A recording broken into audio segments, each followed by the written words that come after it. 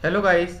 यहाँ पे आज हम जो 12th क्लास का जो हिंदी युवक का भारती का बुक है उसका जो छठा चैप्टर है पाप के चार हथियार, ये वाला जो स्वाध्याय है आज यहाँ पे हम डिस्कस करने वाले हैं। तो सबसे पहले इस स्वाध्याय में हमें क्या बोला है, एक कृति पूर्ण कीजिए। ठीक है। तो पाप के चार हथियार कौन से हैं यहाँ पे आपको हमने लिख के दिया है। पहला तो उपेक्षा करना, निंदा करना, हत्या करना और श्रद्धा।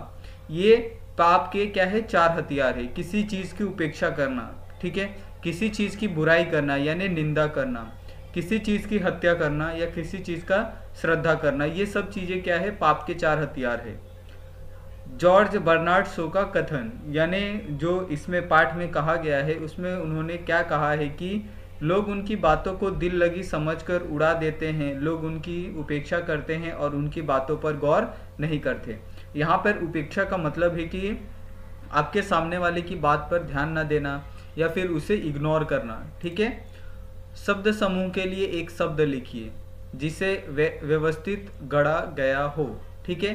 तो वो कौन होता है, अनगढ़, जिसे अच्छे से ना समझाया गया हो, अच्छे से ना बताया गया हो। निंदा करने वाला हमेशा निंदक कहलाता है। देश के लिए प्राणों का बलिदान देने वाले वो हमेशा हमारे कौन है, जवान है, शहीद है। ठीक है। जो जीता नहीं जाता, हम क्या नहीं जीत सकते हैं, अजय को हम कभी जीत नहीं सकते। ठीक है। समाज सुधारक समाज में व्याप्त बुराइयों को पूर्णतः समाप्त करने में विफल रहे, इस कथन पर अपना मत प्रकट कीजिए। ठीक है। तो सबसे पहले मैं आपको बता दूं कि जो हमारे समाज में आज बुराइयां है उनका अंत हम पूरी तरह से नहीं कर सकते। क्यों नहीं कर सकते? क्योंकि उन बुराइयों के पीछे हमारे समाज के ही लोग होते हैं। ठीक, इसीलिए हम उन बुराइयों को पूरी तरह से समाप्त नहीं कर सकते। तो यहाँ पर वही बात बताई गई है कि अगर कोई समाज सुधारक उन बुराइयों को कम करने की या समाप्त करने की कोशिश करता है तो उसे रोकने वाले बहुत से लोग उसके सामने आकर खड़े हो जाते हैं। और इन्हीं सब मामलों की वजह से कितने समाज सुधारकों की जान चली गई है। तो समाज सुधारक के लिए बहुत बड़ी कठिनाई क्या होती है कि अपने ही समाज द्वारा उनका बहिष्कार किया जाता है, उनका मतलब उनको सपोर्ट नहीं किया जाता है। ठीक है। अगला है, लोगों के सक्रिय सहभाग से ही समाज सुधारक का कार्य सफल हो सकता है। इस विषय पर अपने विचार स्पष्ट कीजिए। जिस तरह से हमने कहा था कि जो समाज सुधार है उसमें समाज में क्या है, बहुत सी छोटे मोटे बहुत से जो बुराइयां है, बहुत से जो काम है वो पेंडिंग है यानी बचे हुए हैं। तो उन कामों को, उन बुराइयों को हम किस तरह से कम कर सकते हैं, किस तरह से समाप्त कर सकते हैं, तो इसका पूरा दायित्व सिर्फ समाज सुधारकों के ऊपर ही नहीं होता। तो सबसे मेन दायित्व किसका होता है, जो वहाँ के समाज के लोग हैं, जो उस परिसर में लोग रह रहे हैं, अगर वो पूरा अपना 100% अगर उसमें अपना सहयोग करे तो ही वहाँ से जो बुराई है वो पूरी तरह से समाप्त हो जाएगी। परंतु आज के समाज में क्या होता है, लोग अगर कोई अच्छा कार्य करने जाते हैं तो उन्हें रोकने के लिए बहुत से लोग पहले ही आ जाते हैं। और जब समाज सुधारक की मौत हो जाती है, मृत्यु हो जाती है, उसके बाद उसकी बातों पर अमल करते हैं। परंतु अगर उसके जीवंत में ही अगर उसकी बातों पर लोग अमल करने लगे तो हमारे समाज में ऐसी जो बहुत सी बुराइयां हैं वो बहुत ही जल्दी खत्म हो जाएगी। तो यहाँ पे यही बात यहाँ पे जो लेखक हैं उन्होंने यहाँ पे बताने की कोशिश की गई है। तो सबसे पहले मेरा यही कहना है कि जो समाज है वो लोगों से ही बनता है। कोई एक आदमी उसको समाज को, उसका समाज का कल्याण नहीं कर सकता है। तो उसके लिए हमारे पूरे समाज को एक साथ एकजुट रहने की जरूरत है। पाप के चार हथियार, इस पाठ का संदेश लिखिए। तो यहाँ पर हमें पाप के चार हथियार है, उस पाठ से हमें क्या संदेश मिलता है यहाँ पे हमें लिखना है।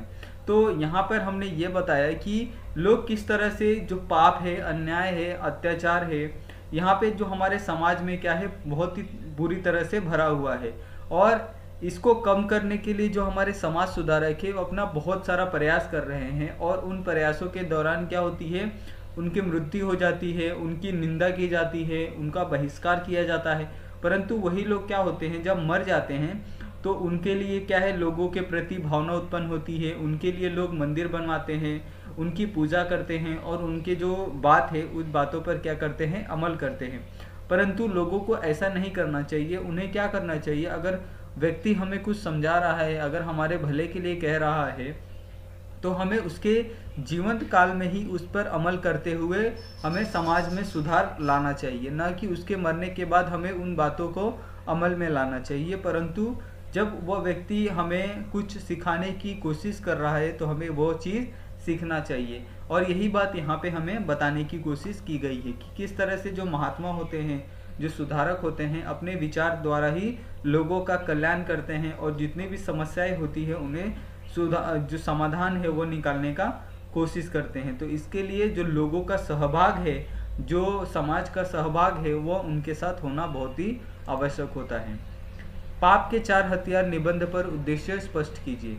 तो यहाँ पर आपको जो पाप के 4 हथियार है, यहाँ पे जो ये दिया गया है, लेसन दिया गया है, उस निबंध से आपको क्या सीखने को मिलता है ये आपको यहाँ पर लिखना है। तो यही मेरा बच्चों से रिक्वेस्ट है कि आप अपने आप इसे सोचें और लिखें कि समाज में, हमारे समाज में या आपके आसपास कौन कौन सी जो बुराइयां है जो आपके लिए हानिकारक है और आप उस बुराइयों से क्या करना चाहते हैं, छुटकारा पाने चाहते हैं। तो आप इन बुराइयों से किस तरह से लड़ सकते हैं, किस तरह से आपके समाज का आप उसमें सहभाग प्राप्त कर सकते हैं। आपको ये सब बातों को ध्यान में रखकर ही अपने समाज के सुधार के लिए अपने कदम उठाने चाहिए। तो यहाँ पे आपको यही जो निबंध है उसका उद्देश्य आपको स्पष्ट करना है कि आपको इससे क्या सीखने को मिलता है और आप अपने समाज के लिए क्या कर सकते हैं। ठीक है। कन्हैयालाल मिश्र प्रभाकर जी के निबंध संग्रह के नाम लिखिए। तो कन्हैयालाल मिश्र कौन है? जो ये कविता है पाप के 4 हथियार, इसके क्या है, लेखक है। तो उसमें उनके जो निबंध संग्रह है, जैसे जिंदगी मुस्कुराई, बाजे पायलिया के घुंघरू, जिंदगी लहलहाई, महके आंगन के द्वार, और लेखक कन्हैयालाल मिश्र प्रभाकर जी की भाषा शैली क्या है?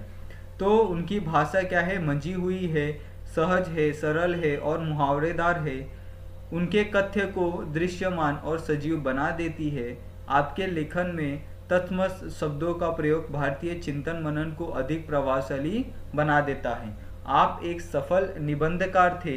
आप हमें अनेक विषयों को प्रखरता से प्रस्तुत करने की सामर्थ्य देते हैं। तो इस प्रकार से उनकी जो भाषा शैली थी, उनके जो संग्रह थे, यहाँ पर आपको देखने को मिलते हैं। और यहाँ पे जो भेद पहचानिए, यानी सरल वाक्य है, मिश्र वाक्य है, संयुक्त वाक्य है, तो ये सब आपको लोअर क्लासेस में हो गया, 10th में, 9th में ये आपको सिखाया होगा। तो आप यहाँ पे जो हमारे ये एग्जाम्पल दिए हैं, जो उनके अलावा आप अपने से कुछ ये बनाइए, उदाहरण बनाइए और उनके आप सरल वाक्य हैं, मिश्र वाक्य है, संयुक्त वाक्य है, ये आप उनका वर्गीकरण कीजिए। तो आपको इस तरह से जो ग्रामर है उसमें भी आपकी जो रुचि है वो आने लगेगी और आप ग्रामर में भी क्या हो जाएंगे, निपुण हो जाएंगे। तो यहाँ पे हमारा जो स्वाध्याय है वो ख़त्म हो रहा है। और जिन बच्चों ने भी हमारे चैनल को सब्सक्राइब नहीं किया है, कृपया हमारे चैनल को सब्सक्राइब कर लीजिए। और हम ऐसे ही आपके लिए बहुत सारे जो वीडियो है वो लाते रहेंगे। और आप सभी का वीडियो देखने के लिए बहुत बहुत धन्यवाद। मिलते हैं नेक्स्ट वीडियो में।